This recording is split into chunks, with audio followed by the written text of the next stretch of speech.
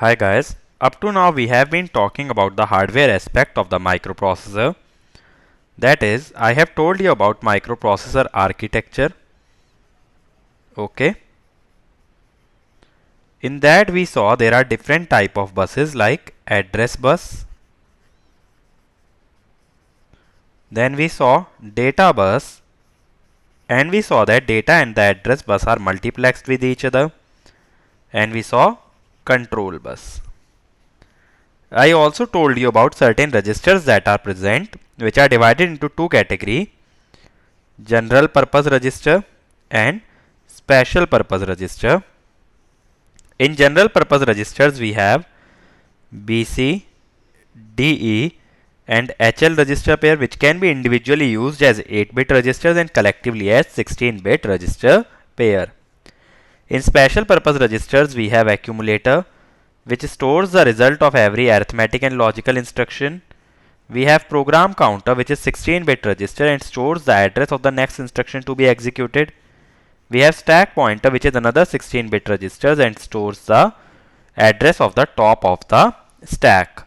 We have a flag register, which has 5 flags, that is sign, 0, auxiliary carry, parity and carry. Okay. And accumulator and the flag register combinedly are called as program status word.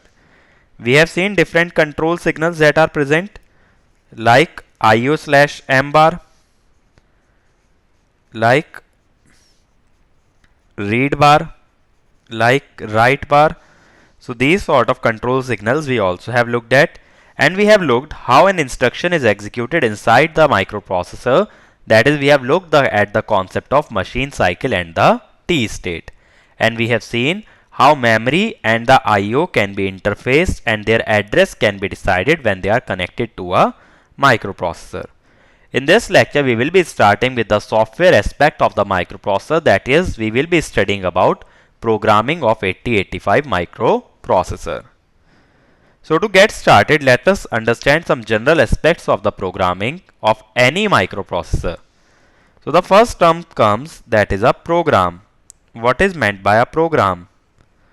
Basically, a program is a set of instructions which tells the microprocessor what function is to be executed. Okay? That is, we will instruct it in a sequential manner that do this, then do that, and then do something else. That is known as a program. What is meant by instruction?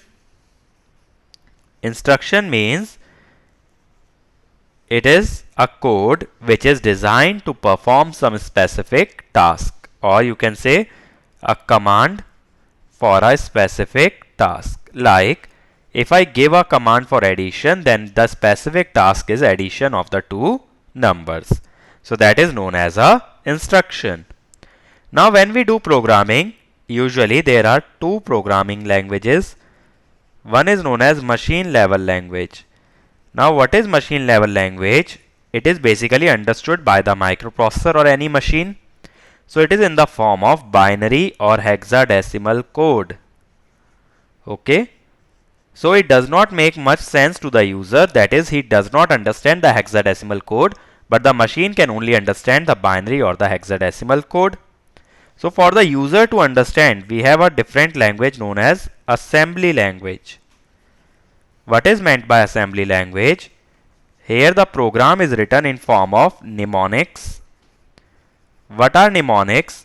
These are short words which make it easy to understand what kind of instruction you are writing. Like move M, A. So this move is basically a mnemonic. Or STA 2010H. This STA is a mnemonic. So if you understand the full form of any mnemonic, you can directly understand what is the instruction trying to do. That is, this is store accumulator, this is move command, like that. It is easier to understand, but the computer does not understand these mnemonics. So we have to convert these mnemonics to the machine level language in order for the machine to understand this. And this task is done by means of a assembler. So when we have a assembly language program, we run a program called as assembler, what it will do? It will give me a machine code. Okay. This machine code will be stored in the memory. Then the microprocessor will perform opcode fetch. That is, it will fetch the instruction from the memory. Then, as I told you, there is an instruction decoder inside the microprocessor. It will decode the instruction and then it will execute the instruction. So whenever instruction is to be executed, there are usually 3 steps, that is fetching the opcode, decoding the instruction and then executing the instruction. Is it fine? So that is how the flow of the entire assembly language program goes on. Usually for advanced type of microprocessors, we have high level language program. What is high level language? That is, the program can be written in the form of C or C++ program, and there we have a software known as compiler. So basically, what is the difference between an assembler and a compiler? Assembler works one line at a time, whereas compiler compiles the whole program. So assembler will compile the assembly language program, but only one line at a time. So that is the basic difference between assembler and the compiler. Now whenever we write any instruction, it has 2 parts. What are the 2 parts? One is known as opcode, other is known as operand. Let me give you an example. Suppose we have instruction move m, that is the opcode, comma a. This is my operand. Okay. So there will be a hexadecimal code that will be defined for move m. So and the operand is a, like STA 2016H. So this is my operand, this is my opcode. So that way we have opcode and operand which combinedly form any instruction. What is meant by opcode? It tells about what kind of operation do you wanna perform. What is meant by operand? The data or the register on which you want to perform a certain operation. That is known as my operand. Now basically whenever we are talking about instruction, we also talk about length of the instruction. What is meant by length?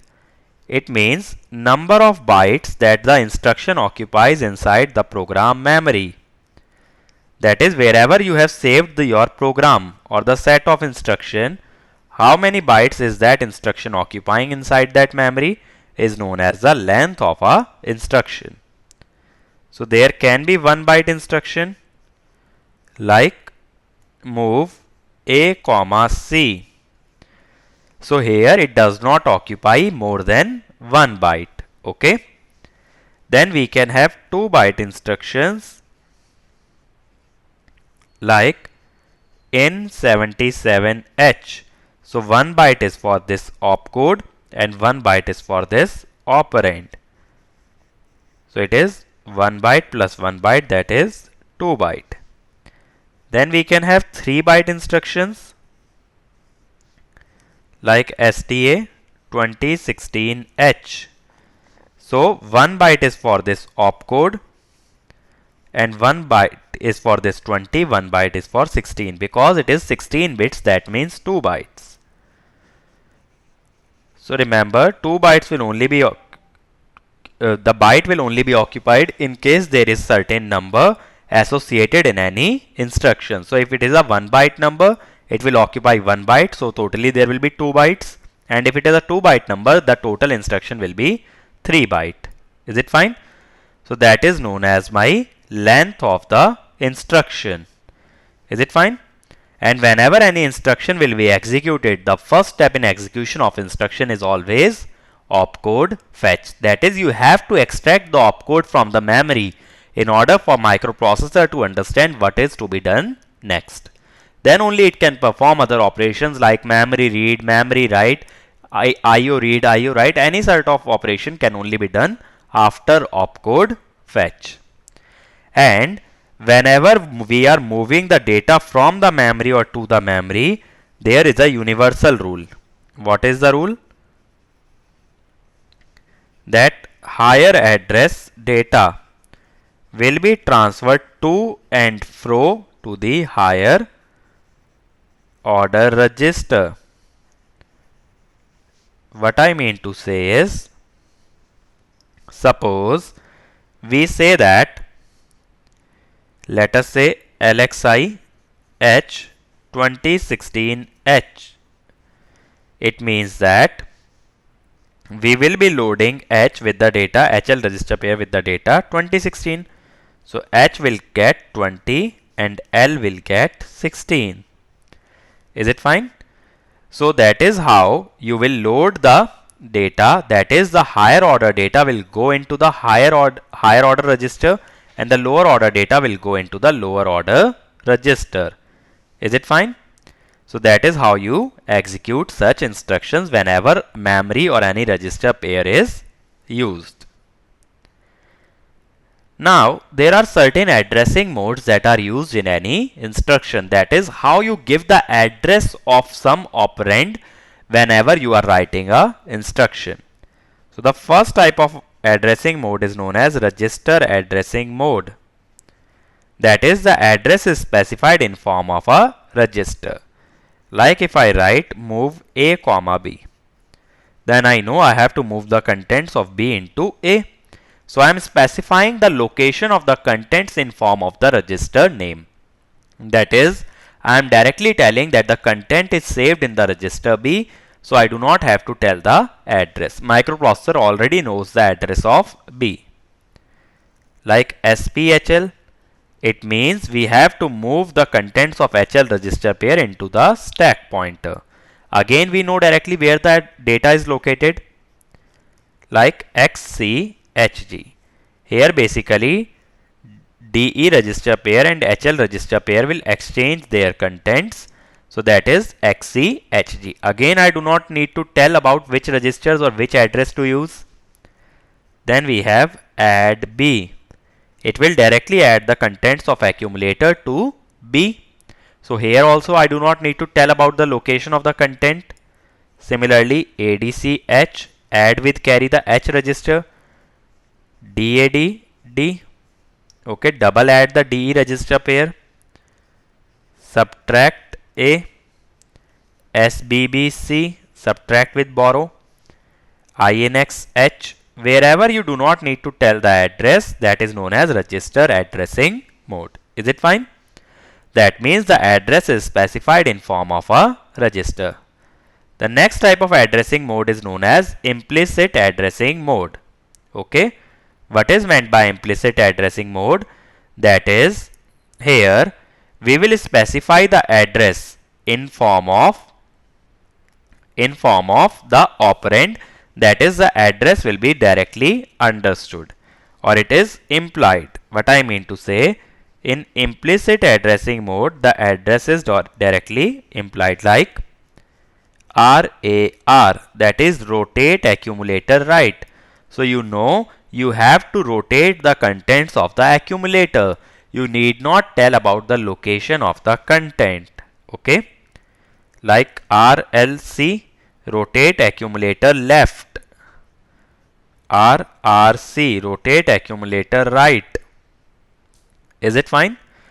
But the difference between the register and the implicit addressing mode is that here we are specifying certain register for the location of content.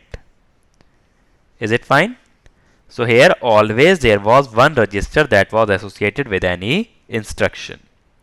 But in these implicit instruction or implicit addressing mode, there is no such register.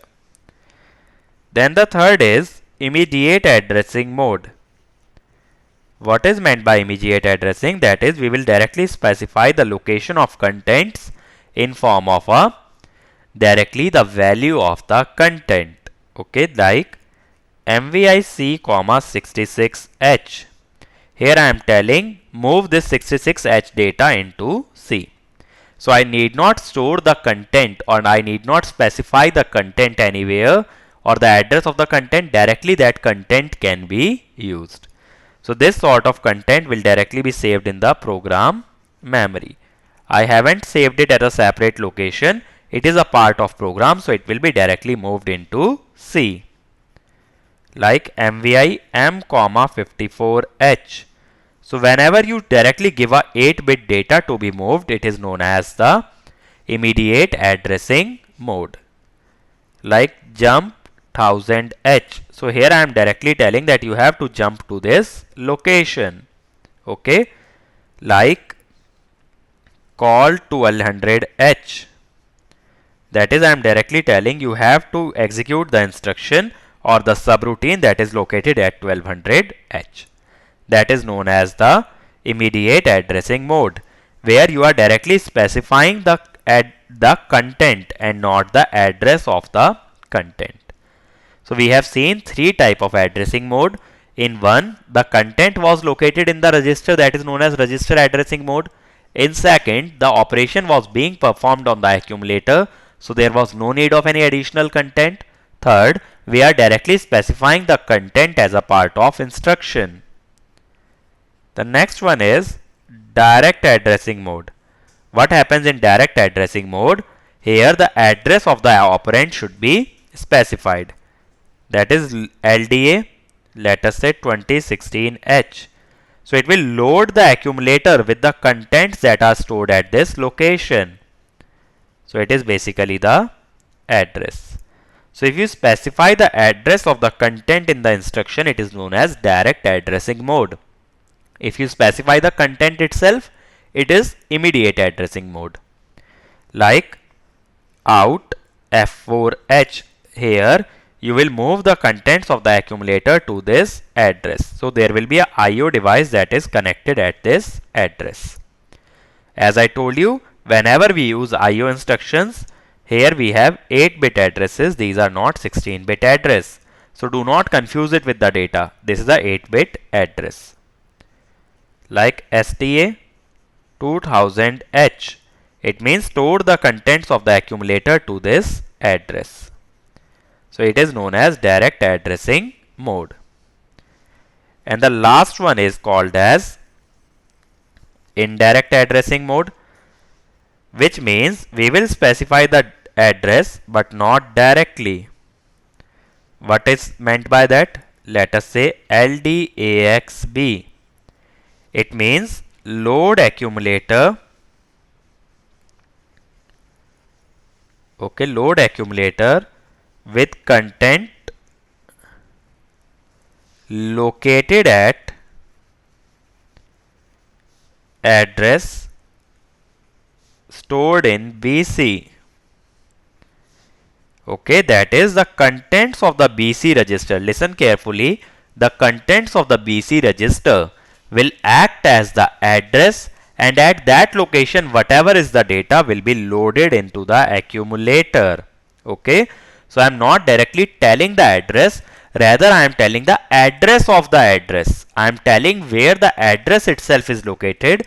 So first of all you will extract the address from that location, then you will extract the data from that address, and then you will move it or perform any such operation. So it is known as indirect addressing mode. The other instruction like this can be STAX, that is store the contents of accumulator. Either read the contents or write the contents. Similarly, push B, pop D, these sort of instructions will also fall in the indirect addressing mode. So remember this concept about the addressing mode.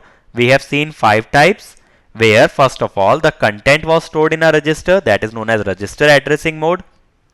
Then we saw whenever we only operate on accumulator, that is known as implicit addressing mode. Then we saw immediate addressing mode when you specify the content as a part of instruction. Then we saw direct addressing mode when we directly specify the address as a part of instruction. Then indirect addressing mode when we store the address itself in some register.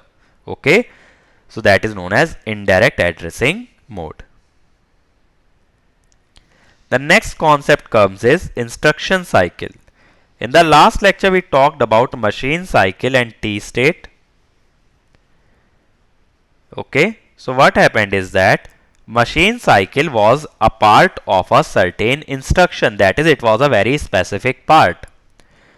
What does that mean? Like move A, 32H. So the first machine cycle was based on opcode fetch. Then it was next machine cycle was memory read. So these two machine cycles, it had 4 T states, it had 3 T states. But if you combine the two machine cycles, it is combinedly known as a instruction cycle. That is the cycle in which an instruction is executed and it occupies 7 T states. Is it fine? That is known as my instruction cycle. So it includes opcode fetch plus memory read plus memory write, anything of that sort, that will be known as my instruction cycle. Now let us see what is the instruction cycle for different instructions to give you a bit more exposure. Though the first one instruction is, let us say MVI A, 24H. So what will be the machine cycles? Opcode fetch, then memory read. So here we will have 4T plus 3T, that is 7T states in the instruction cycle. Then MVI M, 88H. As I told you, whenever we use M, it means the memory location whose address is saved in the HL register pair. So here, what are the machine cycles? First of all, you will fetch the opcode. Then you will read the memory for this data. And then you will write in the memory, that is, this data will be returned to this memory location. So that is memory write. So how many T states? 3 T states for read, 3 T states for write, and 4 T states for opcode fetch. That is a total of 10 T states. Is it fine? And how many bytes does it occupy? It occupies 2 byte instruction. Similarly, the above instruction also occupies 2 bytes. Next is LXI stack pointer 8800H, which means you will load the stack pointer with this value. So the 16 bits that will be saved in the stack pointer will be 8800. So it is basically a 3 byte instruction. Okay, 1 byte for the opcode, 2 bytes for this data. And what are the machine cycles that are involved? First one is the opcode fetch. Then you will have memory read for this data 88. Then we will have memory read for the data 00. And then these are the 3 machine cycles. So how many T states? 4T plus 3T plus 3T. That is a total of 10 T states. Okay. Remember, whenever you are reading from the memory, you can basically read only 1 byte at a time. For reading 2 bytes, you need 2 machine cycles. Then suppose move A, B. This is basically 1 byte instruction, and the only machine cycle involves opcode fetch. So it requires only 4 T states. So here the machine cycle and the instruction cycle are identical. Then the next instruction that we have is, let us say SPHL. Okay.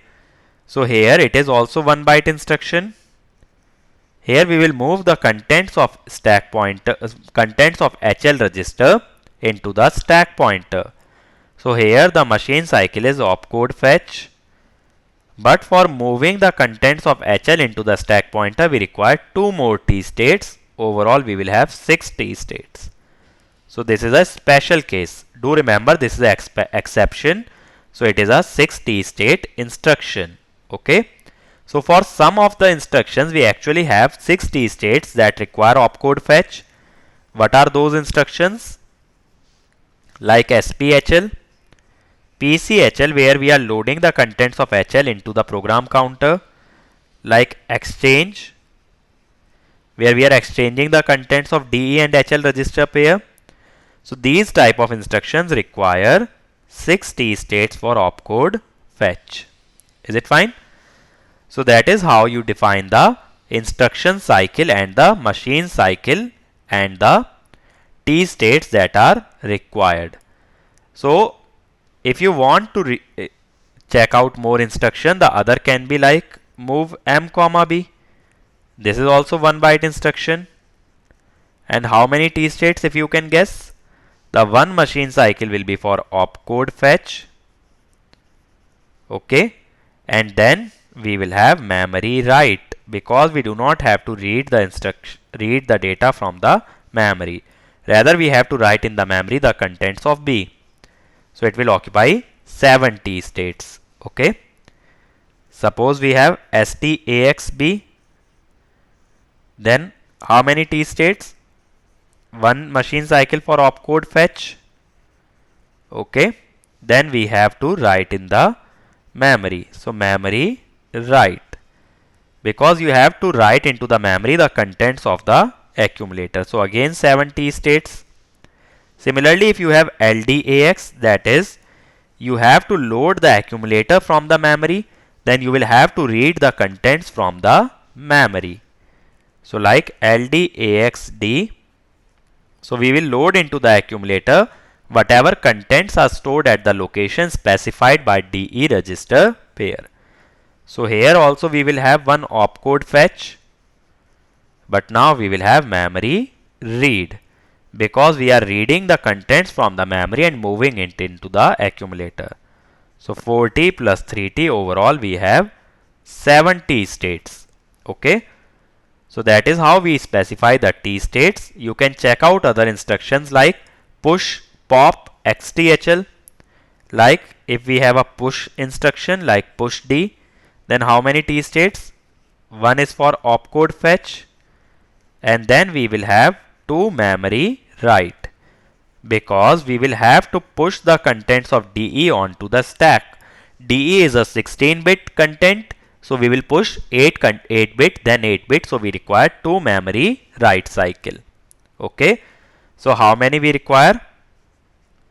4T plus 2T, that is a special opcode fetch, plus 3T plus 3T, that is 12T. Okay. Similarly in XTHL, that means exchange the contents of top of the stack with the HL register pair. XTHL. What will be the instruction cycle? The first will be opcode fetch. Then you will read the contents from the memory, that is the top of the stack. So 2 will be required for reading the memory, because it is a 16-bit data. Then you will require 2 memory write, because you will store the contents of HL register pair into the stack. So how many? 4, 6, 6. That is a total of 16 T states. Is it fine? So remember, whenever you have 16-bit data, you require 2 machine cycles to read and write such a data. This is very important.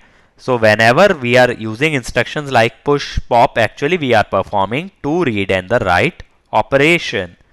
Is it fine?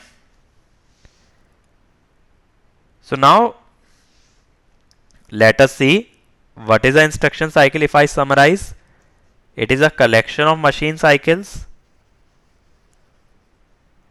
These machine cycles involve mostly opcode fetch. Okay, this is what you have to remember. Memory read. In one read we can perform 8-bit reading. Memory write. In one write you can perform 8-bit writing. Similarly, IO read and IO write. Some of the opcodes require opcode fetching of 4 T states, some require 6 T states. These require 3 T states. So that way you can basically find out how many T states or how many machine cycles will be required for execution of each instruction. It is very necessary that you remember this concept. Also remember the special cases where you require 6 T states, like push instruction, pop instruction, examples of those sort of instruction. Okay. Now let us focus on the data transfer instruction.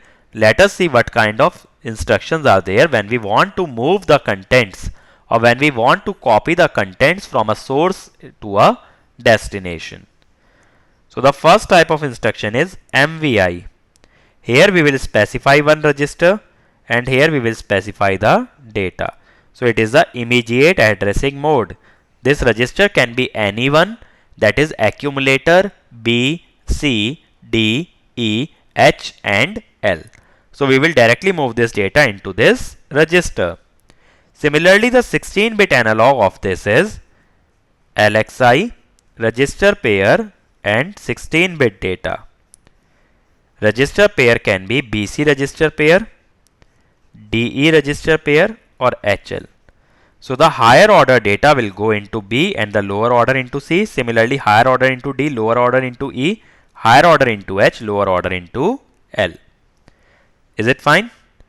So that is LXI. Then we have MVI M, data. Here it will move this 8-bit data into the memory whose address is specified by HL register pair. So remember, wherever you see the literal M inside the instruction, it means the memory location whose address is specified by HL. Similarly, we have move, then destination register, source register. This is a 1-byte instruction. Here the example can be like move B, C. So it will copy the contents of C into B. You have to remember one thing about data transfer instruction, that is no flag is affected and also source content remain same. So it is a copy instruction, remember, it is not the cut and the paste. So the contents in the source register will always be same. Then the next instruction that we have is SPHL. It means move the contents of HL register pair into the stack pointer. Similarly, PCHL, move the contents of HL register pair into the program counter. Then XCHG, it means we will exchange the contents of DE and HL register pair. Okay. Then we have in and the out instructions. In instruction means in, then we have 8-bit address. That is, we will read from a input device. Out, then a 8-bit address we will output to a output device like a printer or a monitor. Then move M, register. So it is a 1-byte instruction which moves the content of register R like move M, D into the memory whose address is specified by the HL register pair. And the inverse of this would be move R, M like move L, M. So it will move the contents from the memory location into the register L. Then we have STAX register pair. Register pair means if I write STAX B, so B here refers to the BC register pair. So the contents of this BC register pair, carefully understand this, specify the address. Okay. So this is the address at which certain data is located, or you will move the accumulator content to that address. ST means store, accumulator. So you will store the contents of accumulator to the memory location whose address is specified by BC register pair. And the inverse of this instruction is LDAX, that is load accumulator. Here also we will specify a register pair like D. So it means load the accumulator with the content located at the address. And what is the address? Address is specified by DE register pair. So that is LDAX. Okay. Similarly, we have LDA, and here we will have 16-bit address. Sorry, there will be no comma. LDA 16-bit address. So it means load the accumulator with the contents located at this address. And the inverse will be STA. That is, store the contents of accumulator to this 16-bit address memory location. Okay. That is, store the contents of accumulator to the memory location whose address is given by these 16-bit. Then we have SHLD, and here we have 16-bit address.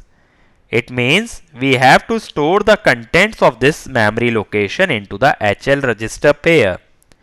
So suppose I write SHLD 2050H. Then we will store the contents of this memory location 2050H into L, and the higher memory location 2051H into H. Okay. So remember, higher order address will be mapped to a higher order register. That is a universal rule. The inverse of this instruction will be LHLD. Okay. That is load H and L direct. It means we will move the contents of the memory location into the HL. So what is SHLD? Move HL into memory. Okay. So you can correct this flow. Actually, this should be opposite of this. That is like this. So here we are moving HL register into the memory. Here we are loading H and L registers from memory. That is, the content of memory will be moved into HL register pair. Okay. That is, L will contain the data at the address, let us say 2050H, and H will have the data from the 2051H. That is the address higher than this given location. Is it fine? Then the next instruction is push register pair. Okay. It will store the register pair onto the stack. So if the stack pointer is right now suppose at 2099H, then suppose I write instruction push H. Then what will happen? The contents of the higher order register will be pushed to SP-1, that is 2098H will contain the contents of H, and 2097H will contain the contents of L. So higher address contains higher order register. Okay. And then the stack pointer will become 2097H. So remember, after every push instruction, stack pointer is decremented by 2.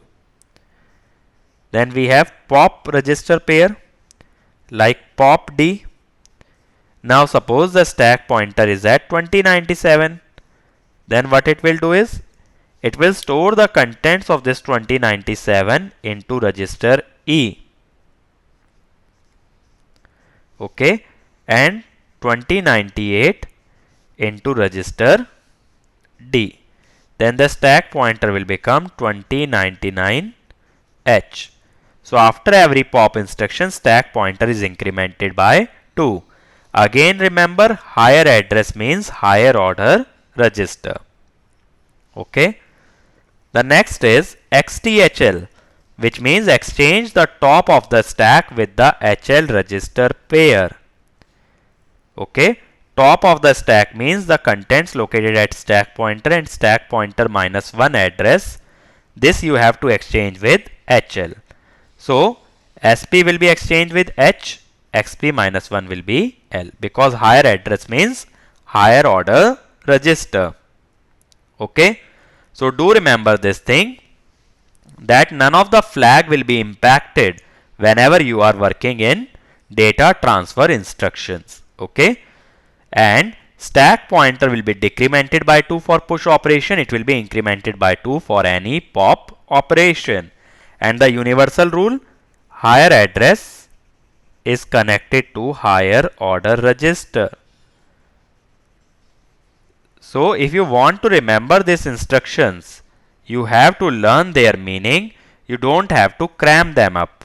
Like XTHL, exchange top of the stack with HL. You have to remember like this. SHLD, store H and L direct. That is, it will store the HL register pair into the 16-bit address, that is a memory location. So let us summarize what we have covered in this lecture. I first told you about the programming model, that is how to write a program, what is meant by program, what is meant by instruction. Then we saw the case of instruction cycle, what is meant by instruction cycle, how many machine cycle and T states each kind of operation requires.